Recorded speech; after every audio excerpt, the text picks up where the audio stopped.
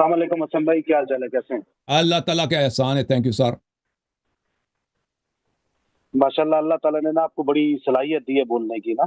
میں آپ کا اور خادم ہوں. کافی ٹائم ہو گیا میں سن رہا تھا آپ کو. جی سر. اچھا، میرا جو بیسیکلی تعلق ہے، میں کسی فرقے کو اپناتا نہیں ہوں. جی سر. میں ایز اے ریسرچر جو ہے نا بات کرنا چاہتا ہوں آپ سے. ڈفرینٹ سیکس کو میں اسٹڈی کر رہا ہوں. جی سر. آپ کی کافی ویڈیوز میں نے دیکھی، جس میں لاسٹ ایک ویڈیو میں نے دیکھی، اس میں آپ نے ایک ذکر کیا جس میں وہ نبی کی جو حدیث ہے اس کا آپ نے ذکر کیا. حوض کوثر کے اوپر آپ نے کہا کہ جو ان کے اصحاب کو لایا جائے گا تو اس پہ نبی کہیں گے کہ میرے صحابی ہیں. لیکن صحیح بخاری کی حدیث ہے، یہ بالکل سند کے بالکل. ساتھ ثابت ہے. اس کے اندر ایک جو بالکل آپ نے جواز دیا کہ اس کے بعد جو فوراً مرتد ہو گئے، ٹھیک ہے، نبی کی وفات کے بعد جو مرتد ہوئے، اس میں آپ نے حضرت عمر کو، حضرت ابو بکر کو اور باقی جو اصحاب تھے، بلکہ جو خلفاء جو بنے ان کو آپ نے جو ہے نا ان کا نام نامزد کیا ان کو. تو بالکل. اس کے اندر اگر آپ اس کو دیکھیں، اگر اس حدیث میں جو میرا موقف ہے یا جہاں تک میں نے اسٹڈی کیا، اس کے اندر کہیں یہ نہیں لکھا کہ نبی کی وفات کے فوراً اسی دن کے اوپر آپ نے جو اس کا ترجمہ منذ کیا، اس ان میں آپ نے لکھ فارقتم، کہا جب کہ سے آپ ان سے بچڑ گئے. تو نبی صلی اللہ علیہ وسلم کب ان سے جی بچڑ جی گئے تھے بالکل، نا؟ جب نبی کی وفات کے بعد. جی جی نہیں، جی جی. وفات کے بعد نہیں ہے کہ وفات تو 100 سال بعد بھی وفات ہے نا. دیکھیں الفاظ جو بخاری کے ہیں، الفاظ جو بخاری کے ہیں وہ اس طرح ہیں. میں آپ کو دکھا دیتا ہوں. وفات تو 200 سال بعد بھی ہے نا. کوئی مرتد ہو جاتا ہے نا تو وہ نبی صلی اللہ علیہ وسلم کے بعد ہی مرتد ہوا نا. کوئی ابھی زمانے میں مرتد ہو جائے جی جی جی 1400 سال کے بعد، وہ بھی صحیح ہے. وہ بھی نبی صلی اللہ علیہ وسلم کے وفات کے بعد ہی مرتد ہوا. لیکن بخاری یہ نہیں کہتا. بخاری کی جو حدیث ہے، نبی صلی اللہ علیہ وآلہ وسلم کی جو روایت ہے، میں آپ کو دکھا دیتا ہوں. یہ کتاب ہے صحیح بخاری. کا ورڈ یوز ہے نا، ابھی جو مرتد ہوگا وہ صحابی تو نہیں ہوا. ابھی سن لو نا بھائی. جی جی. کیا آپ نے کیا بولا؟ کیا بولا ابھی؟ میں کہہ رہا ہوں اگر آپ نے کہا کہ ابھی جو مرتد ہوا، ابھی اس دور میں بھی مرتد ہو گئے وفات کے بعد، لیکن اس میں جو حدیث میں لفظ ہے وہ اصحاب کا ورڈ یوز کیا ہے ہاں نہیں، کہ اصحاب جو عرض ہے ہے. وہ مرتد ہو گئے. ہاں ابھی جو مرتد ہیں اس کی بات نہیں ہو رہی ہے. بعد میں جو 5 سال 10 سال کے بعد جو مرتد ہوئے ان کی بات نہیں ہو رہی ہے. یہ صحیح بخاری ہے، چاپ دار ہے تراث العربی. دیکھیں یہ حدیث نمبر ہے 4625، کتاب التفسیر ہے. وَكُنْتُ عَلَيْهِمْ شَهِيدًا مَا دُمْتُ فِيهِمْ فَلَمَّا تَوَفَّيْتَنِي كُنْتَ أَنْتَ الرَّقِيبَ عَلَيْهِمْ وَأَنْتَ عَلَى كُلِّ شَيْءٍ شَهِيدٌ. یہ اس آیہ کی تفسیر ہے. یہاں پر وہی ہے، یا رب اصحابی، اے میرے، ان کو جنت کی طرف نہیں حوض کوثر سے بگایا جائے گا نا، تو میں کہوں گا یا رب یہ میرے صحابہ ہیں. ایک منٹ میں ہائی لائٹ کر دوں. ایک منٹ میں اس کو فل پیج کرتا ہوں تاکہ سب کو اچھی طرح نظر آئے. پھر آپ کی طرف آتے ہیں تو وہ کہیں گے انک لا تدری ما احدثوا بعدک. آپ کو پتہ نہیں ہے کہ ان لوگوں نے آپ کے بعد دین میں کیا بدعتیں داخل کی ہیں ان لوگوں نے. میں تو قرآن کی آیت کی تلاوت کروں گا نا، کہ یہ قرآن کی جو آیت ہے. فیقال، کہا جائے گا، یعنی اللہ کی جانب سے جواب آئے گا، ان ہؤلاء لم يزالوا مرتدین علی اعقابهم منذ فارقتهم. یہ لوگ ہمیشہ سے مرتد رہے ہیں، اپنے آباء و اجداد کی دین پہ وہ واپس گئے. عقاب بولتے ہیں وہ پیر کی ایڑی کو، اور عقاب بولتے ہیں جد و آبا کو بھی عقاب بولتے ہیں. تو یہ لوگ یہ مرتد ہو گئے، یہ پھر گئے اپنے آبا کی دین سے باہر گئے. کب سے؟ منذ فارقتم، جو ہی آپ سے فراق حاصل ہوئی ہے. یہ ایک حدیث، 2 حدیث، یہ کئی حدیث ہے بخاری میں اور مسلم میں بھی. جو ہی آپ کی فراق حاصل ہوئی ہے، تو یہ جو ہے جو ہی نبی صلی اللہ علیہ وسلم کی فراق ہوئی ہے، وہ اسی وقت سے یہ مرتد رہے ہیں. تو یہ مانین زکوٰۃ نہیں ہے. یہ مانین زکوٰۃ ویسے بھی مسلمان تھے، کلمہ گو تھے. یہ کوئی اور ہے ہی نہیں. نبی صلی اللہ علیہ وسلم کے وفات سے اگر آپ دیکھیں کوئی واقعہ ہوا ہی نہیں سوائے ابو بکر عمر عثمان کی خلافت. انہوں نے خلافت پہ قبضہ کیا. قریش نے یہ سب ایک ہی پارٹی تھی، ابو بکر عمر عثمان ابو سفیان، یہ لوگ قریش کی جو پارٹی تھی، ٹھیک ہے نا. ان میں انصار بھی کچھ شامل تھے. ان لوگوں نے جو امامت پہ قبضہ کیا، اس نبی صلی اللہ علیہ وسلم کے وفات ہی سے کچھ اور ہوا ہی نہیں، صرف یہی واقعہ پیش آیا، ٹھیک ہے نا. اور اسلام میں کوئی اور نبی صلی اللہ علیہ وسلم نے سے خطاب کہ آپ کو پتہ نہیں کہ انہوں نے آپ کے بعد دین میں کیا بدعت داخل کی ہے. نبی صلی اللہ علیہ وسلم کے وفات کے فوراً بعد دین میں کوئی بدعت، کچھ بھی بدعت داخل نہیں ہوئی ہے نا بھائی. نماز تو اگر چینج ہوئی تو بعد میں ہوئی ہے نا، فوراً تو نہیں ہوئی ہے. اور مثلا روزہ کے احکام وغیرہ جو بھی تبدیلیاں ہیں، جو تبدیلی اس وقت لائی گئی ہے نا، وہ کیا ہے؟ وہ امامت پہ قبضہ، خلافت پہ قبضہ. جی بولیں. بالکل ٹھیک ہو گیا. اچھا، یہ بات میں آپ کی اگر اس بات کو ایگری کرتے بھی ہیں ٹھیک ہے. جی سر. اور پھر آپ جو نہج البلاغہ کا خطبہ نمبر 225 ہے اس کے بارے میں کیا تفصیل کریں گے؟ جو خط لکھا مولا علی نے ابو سفیان کو جب جنگ صفین سے پہلے، اس کے اندر کیا اس میں واضح الفاظ تھے مولا علی کے کہ مجھے بھی ان لوگوں نے خلیفہ چنا جنہوں نے باقی پچھلے 3 کو چنا. ٹھیک ہے، تو میں اسی اگر پھر آپ اس کو کس طرح ایکسپلین کرتے؟ دیکھیں میری آپ سن thinking یا آپ میری سن لو یہ سوچ کے یہ مطابق- دیکھو، یہ جو نہج البلاغہ کی جو روایت ہے، پہلی بات ہے آپ میرے اسی یوٹیوب چینل جو پرانا چینل ہے جس میں 3 لاکھ سبسکرائبر ہیں، اس میں اگر آپ چلے جائیں جی جی وہاں پہ جی. سرچ کریں کیا نہج البلاغہ کے سب روایات صحیح ہیں، شیعہ حدیث ہیں، اس میں آپ دیکھ لیں تو اس میں بہت میں نے وضاحت کی ہے کہ نہج البلاغہ میں سب حدیث شیعہ کی نہیں ہے. نہج البلاغہ کے احادیث کا سند نہیں ہے بھائی، اس کا جو مصنف ہے اس نے سند اپنا ذکر نہیں کیا، اور وہ متاخر بھی ہے. وہ کس سنے کے؟ وہ 14ویں جو 5ویں صدی کے ابتدا کے عالم ہے، 5ویں صدی یعنی 400 پلس. 5ویں صدی کی. ہاں جی. 400 پلس اس کی وفات ہے، 400 کے بعد، ٹھیک ہے نا، 300 کے امام اواخر رضی میں شریف. رضی شریف اس کے اواخر میں وہ رہتا ہے. اب مجھے اس کا سند وفات سے یہ طرح سے یاد نہیں، اسی طرح لگ بھگ ہے، ٹھیک ہے نا، 5ویں صدی کے آخر میں. سند وہ کوئی ذکر نہیں کرتا، اور اس نے مقدمے میں یہ نہیں کہا کہ میں یہاں پہ صرف احادیث لاؤں گا اور یا صحیح احادیث لاؤں گا. اس نے صرف یہ کہا کہ جو احادیث خطبے ہیں مولا امیر المومنین علیہ السلام کے زیادہ فصیح بلیغ ہیں میں ان کو جمع کرتا ہوں، کیونکہ وہ ایک شاعر آدمی تھا، وہ خود ادب سے کام تھا ان کو، اور وہ کوئی محدث نہیں تھا. تو اس کو جہاں سے جو بھی ملا اس کو پسند آیا، اس کے ذوق کے مطابق تھا، شاعری کے ذوق، اس نے وہاں پہ لکھ دیا، ٹھیک ہے نا. تو اس میں سب شیعہ حدیث نہیں ہے. یہی جو یہ اس نے روایت کی ہے شریف رضی نے، اس سے بہت پہلے، اس سے تقریباً 200 سال پہلے ابن قتیبہ دینوری نے، جو متوفا سن نمبر 276 ہے، اس نے اپنے کتاب الامامہ والسیاسہ میں سے اسی خطبے کو نقل کیا، اسی لیٹر کو، کہ علی علیہ السلام نے کہ معاویہ کو خط لکھا ہے، وہی جو آپ جس کی آپ بات کر رہے ہیں نا، یہ صفحہ نمبر 113 کتاب علی علی معاویہ مرتن ثانیہ. اچھا، اس کے علاوہ اسی روایت کو نصر بن مزاحم من قری جو متوفا سال نمبر 312 ہے یا 212 یہ مصر کی چھپی ہوئی ہے. کہاں کی ہے؟ نجی کہاں کا مطبعہ المؤسسہ العربیہ الحدیثہ، وہاں کی چھپی ہوئی ہے. اچھا، یہاں پہ صفحہ نمبر 27 میں یہاں پہ اسی حدیث کو سند کے ساتھ روایت کرتا ہے عامر الشعبی سے، عمر ابن سعد سے، نمیر ابن وائلہ ان عامر الشعبی. عامر ابن شراحیل الشعبی جو ہے نا، وہ بخاری، مسلم، ترمذی ان کے روات میں سے، ٹھیک ہے نا. سند اس کی کس کی ہے؟ اس کی ہے. وہی روایت جو آپ کہہ رہے ہیں نا، وہ لیٹر، پھر وہ بہت لمبی حدیث ہے کہ امام علیہ الصلوۃ والسلام کی جو خط ہے معاویہ کی طرف، ٹھیک ہے نا. تو یہ کوئی شیعہ حدیث نہیں ہے، پہلی بات ہے. جو شیعہ حدیث ہے وہ کتاب سلیم میں ہے کہ مولا امام علی علیہ السلام نے ابو ہریرہ کو اور ابو الدرداء کو، ان کو ایلچی بنا کے بھیجا ہے، کیونکہ یہ ابو الدرداء اور ابو ہریرہ یہ دونوں معاویہ کی جانب سے پیغام لے کے آئے تھے صفین میں. تو مولا امام علی علیہ السلام نے معاویہ کو ایلچی بنا، معاویہ کو خط پیغام بھیجا تھا. ابو الدرداء وہ صحابی ہے اور ابو ہریرہ یہ بھی صحابی ہے. ہاں، ان دونوں کو کہ کیونکہ معاویہ کہہ رہا تھا کہ عثمان کے خون کا بدلہ لینا ہم نے، وہ یہ کہہ رہا تھا نا کہ پہلے آپ عثمان کے قاتلین کو، آپ میں بتاتا ہوں نا، عثمان کے قاتلین کو آپ سزا دے دیں، پھر آپ سے بیعت پہ بات ہوگی. وہ تو ایک بہانہ تھا نا، اس نے بیعت نہیں کرنی تھی. تو مولا امام علی علیہ السلام نے کہا کہ دیکھو، جب بھی کوئی خلیفہ قتل ہوتا ہے، یا تو جو بھی خلیفہ قتل ہوتا ہے، یا تو وہ اس کی قتل صحیح ہوتی ہے یا قتل اس کی غلط ہوتی ہے. اگر وہ خلیفہ فاجر تھا، قتل ہو جاتا ہے تو ٹھیک ہے، یا اگر وہ خلیفہ مثلا صالح بھی تھا، جو بھی خلیفہ قتل ہوتا ہے، تو مسلمانوں کے پاس 2 طریقے. ایک طریق یہ ہے کہ مسلمان خود اپنا خلیفہ چنتے ہیں، مسلمان خود اپنا خلیفہ کسی سے بیعت کرتے ہیں، وہ خلیفہ شرعی بنتا ہے، ٹھیک ہے نا.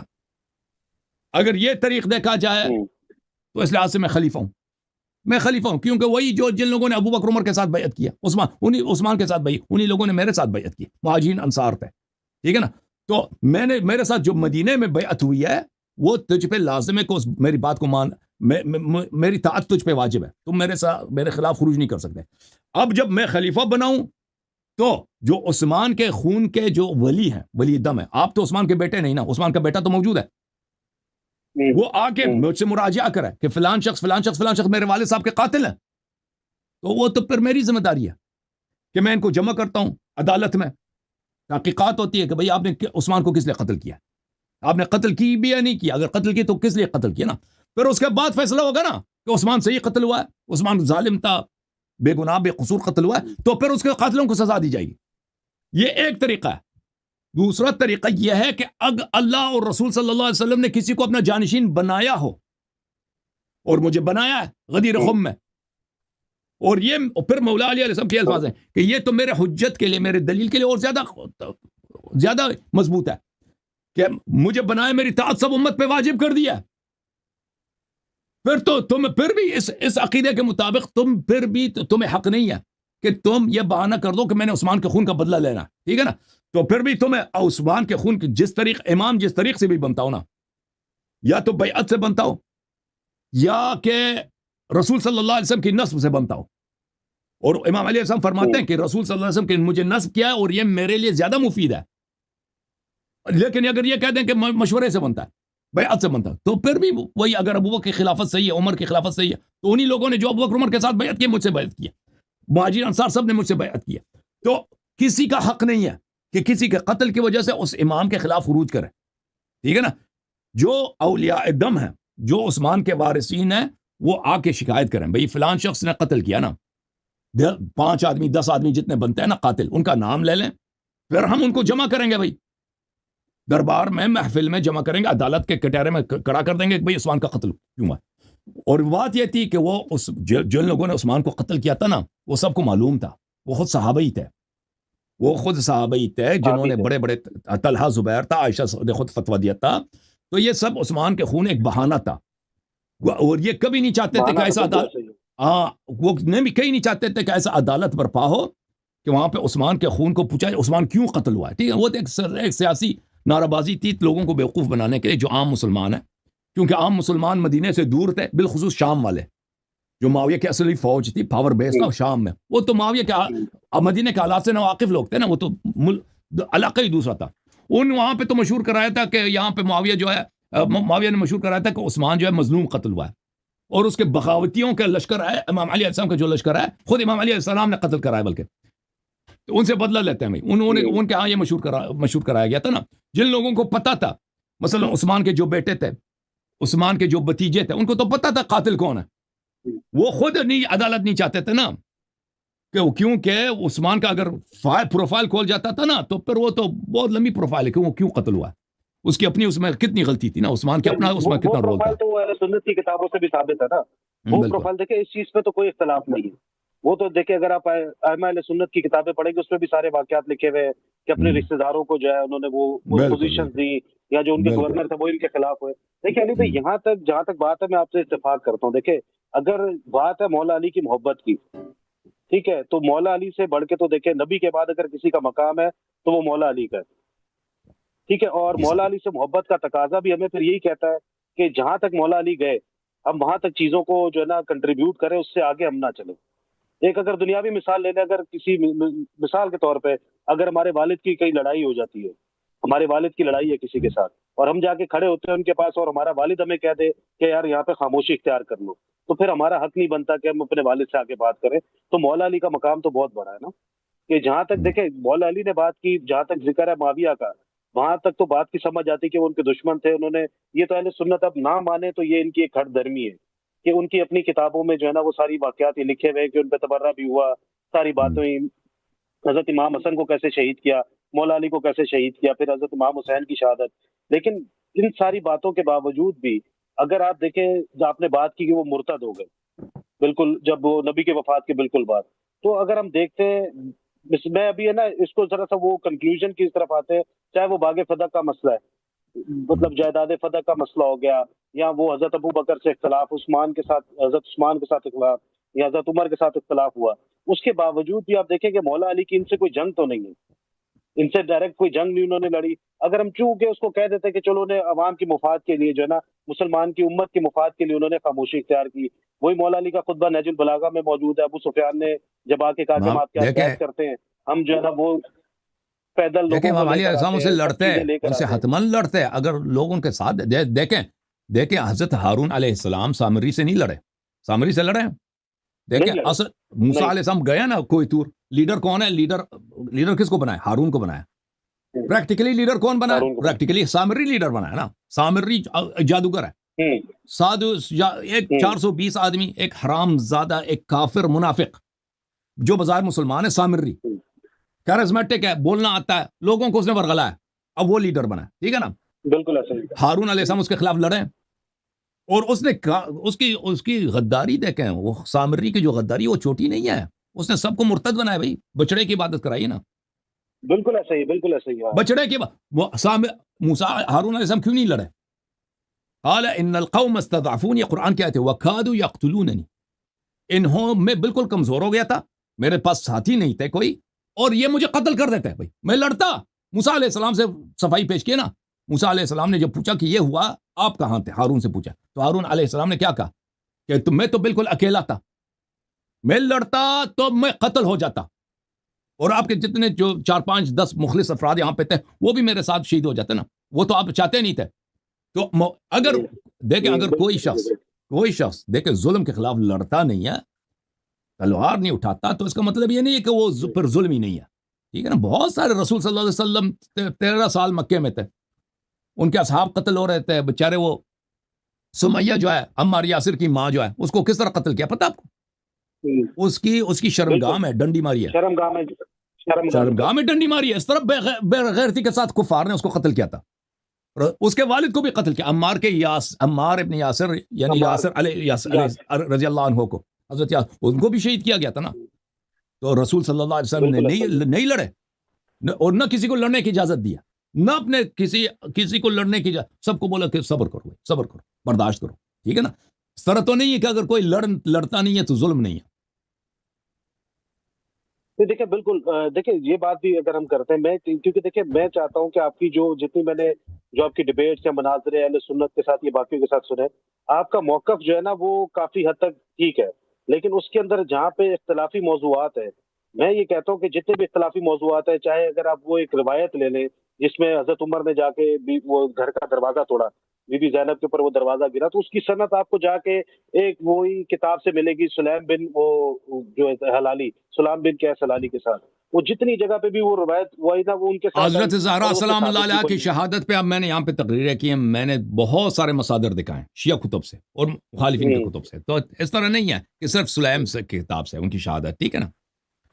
اور صرف گھر پہ حملہ نہیں ہے بھائی، صرف گھر پہ حملہ نہیں ہے، فدق کا مسئلہ ہے. پھر فدق کا مسئلہ خلافت امامت ہے. رسول صلی اللہ علیہ وسلم نے کہا کہ انت منی بمنزلۃ ہارون من موسیٰ علی ولی کل مؤمن من بعدی من کنت مولا فعلی علیہ مولا.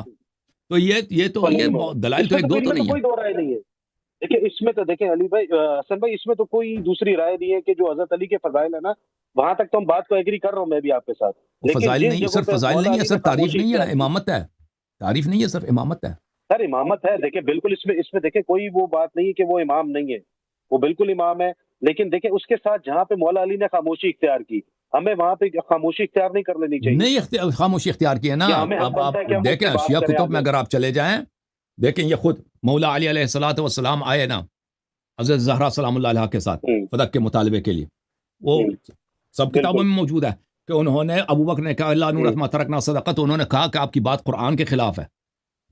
محمد ابن سعد بصری نے طبقات میں صحیح سند کے ساتھ روایت کی ہے کہ آپ کی بات قرآن کے خلاف ہے. یریثنی ویرث من آل یعقوب وورث سلیمان، یہ دونوں آیتیں پڑھ کے سنائی ابو بکر کو.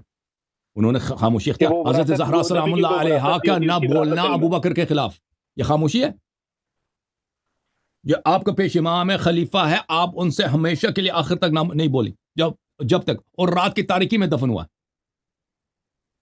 کسی کو خبردار ہی نہیں کیا، خود نماز پڑھا. پھر امام علی دیکھیں یہ دیکھیں حضرت عمر بھی شریک نہیں ہوئے، حضرت ابو بکر بھی شریک نہیں ہوئے، ان کے نہیں کوئی نہیں ہوا. وہ غائب کے ٹائم دفنا ہے. میں اس چیز پہ ایگری کر رہا ہوں، لیکن اب خود ایک چیز آپ یہ نہیں دیکھیں جو رسول صلی اللہ علیہ وسلم کی اکلوتی بیٹی دیکھیں ابو بکر سے بات کرنا چھوڑتی ہیں کس بات پر کہ انہوں نے ناجائز قبضہ کیا میرے باغ پر، میرے جائیداد پر، میرے والد صاحب کی میراث پر، میرے والد صاحب کی میراث پر. یہ خاموشی نہیں ہے، یہ بہت بڑا پروٹیسٹ ہے بھائی، یہ بہت بڑا ڈکلیریشن ہے، یہ خاموشی نہیں ہے. یعنی لڑ نہیں سکتے اہل بیت. دیکھیں اہل بیت علیہ السلام کے پاس اتنی ظاہری طاقت نہیں ہے کہ وہ تلوار لے کے لڑیں. ٹھیک ہے نا، وہ شریعت کے خلاف ہے. اگر تلوار لے کے لڑیں تو وہ شریعت کے خلاف ہے، کیونکہ لا یکلف اللہ نفسا الا وسعها، جہاد کے شرائط ہوتے ہیں. لیکن یہ خاموشی نہیں، یہ بہت بڑا اسٹیٹمنٹ ہے پوری امت کے لیے قیامت تک. بہت بڑا اسٹیٹمنٹ ہے کہ زہرا سلام اللہ علیہ خاموش نہیں رہی. زہرا سلام اللہ علیہ نے اپنے غضب کا اظہار کیا کہ یہ ناجائز لوگ ہیں، یہ ظالم لوگ ہیں. ٹھیک ہے نا. امیر المؤمنین علیہ السلام نے زہرا کا ساتھ دیا. پھر عمر کے خلافت میں جا کر دوبارہ عمر سے فتح کا مطالبہ کیا. اس کا مطلب ہی کیا ہے؟ اس کا مطلب یہ ہے کہ ان معاشر ما لا نورث ما ترکنا صدقہ، جھوٹ ہے اہل بیت علیہ السلام کے نزدیک. اور خود عمر نے کہہ بھی دیا مسلم میں کہ ابو بکر نے حدیث روایت کیا اور آپ اس کو جھوٹے سمجھتے ہیں. یہ خاموشی نہیں، یہ اسٹیٹمنٹ ہے. ٹھیک ہے نا بھائی. پھر دیکھیں، اگر آپ شیعہ کتب میں آ جائیں نا، اہل بیت علیہ السلام نے جو روایت ہمیں کی ہیں، مثلا خطبہ طالوتیہ ہے کہ امام علی علیہ الصلوۃ والسلام رسول صلی اللہ علیہ وسلم کے کچھ دنوں کے بعد مسجد نبی صلی اللہ علیہ وسلم نے انہوں نے خطبے دیے.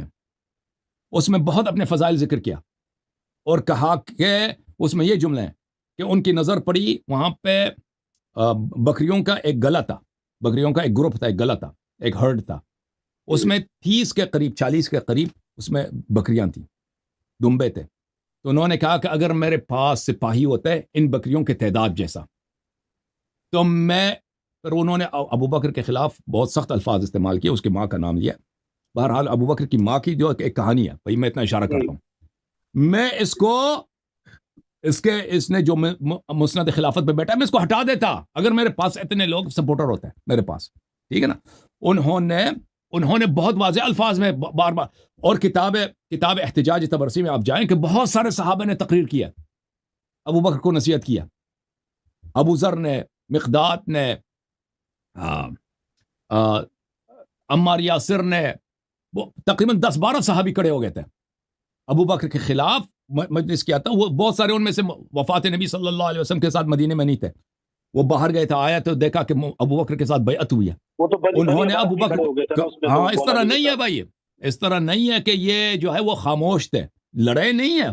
انہوں نے اعتراض کیا ہے، باتیں کی ہیں. وہ دیکھیں سب لوگ سب کچھ نقل نہیں کرتے. آپ کے کتابوں میں اس کے اشارے ملتے ہیں، بعض جگہوں پہ تصریحات ملتی ہیں، تفصیل ہماری کتابوں میں موجود ہے. تو یہ خاموشی کہنا کہ اہل بیت علیہ السلام خاموش ہو گئے تھے، اس طرح کوئی بات نہیں ہے بھائی. خاموشی نہیں اختیار کی انہوں نے، لڑے نہیں ہیں. باقی جہاں تک اگر کوئی سننے کی کھان موجود ہو تو انہوں نے بہت باتیں کی ہیں.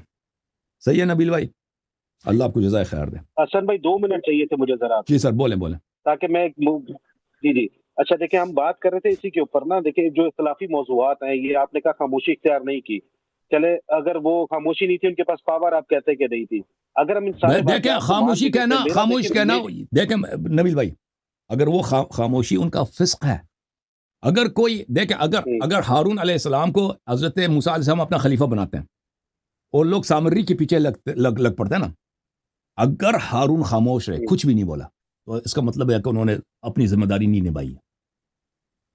ان پہ خاموشی کا دبا لگانا ہارون علیہ السلام کی تفسیق ہے. اسی طرح یہ تو واضح دلائل کے ساتھ ثابت ہے کہ رسول صلی اللہ علیہ وسلم نے اہل بیت کو اپنا جانشین بنایا. اہل بیت کا سردار امیر المؤمنین امام علی علیہ السلام ہے. وہ کیسے خاموش رہ سکتے ہیں؟ امام علی علیہ السلام وہ کیسے خاموش رہ سکتے ہیں؟ اس امت کے ہارون ہیں، وہ قرآن ناطق ہیں. رسول صلی اللہ علیہ علی ولی کل مؤمن من بعدی انت منی بمنزلت ہارون انت کنفسی. فرمایا کہ علی خلیفتی فی کل مؤمن من بعدی. یہ سب کہنے کے وہ کیسے، اگر وہ خاموش رہے نا، یہ صرف ابو بکر عمر کی نہیں ہے یہ کہ اس کی خلافت کی صحت ہے. یہ امیر المؤمنین علیہ الصلوۃ والسلام نستجیر باللہ عظیم گناہ کے مرتکب ہوئے ہیں.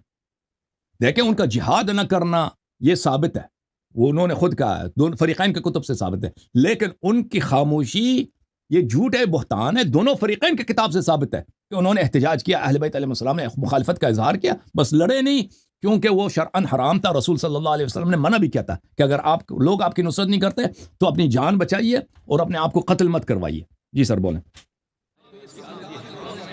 جوم جاؤ پرواز کرو، کیوں فخر سے سر اٹھا، کیونکہ اللہ تعالیٰ نے تمہیں انتخاب کیا. صراط حق پر صرف تم ہو، صراط ایمان پر صرف کیا، کیونکہ اللہ تعالیٰ نے تمہیں انتخاب کیا. صراط حق پر صرف تم ہو، صراط ایمان پر صرف